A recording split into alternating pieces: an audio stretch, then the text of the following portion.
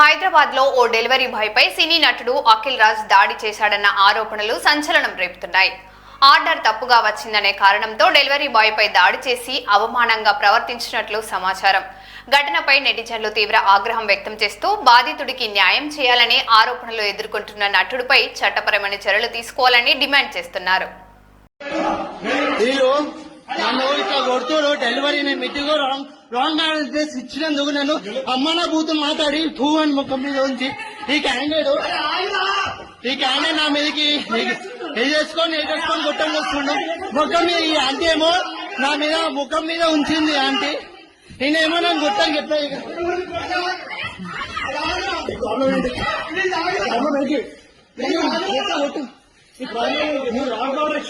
Wrong order ఇచ్చినాను.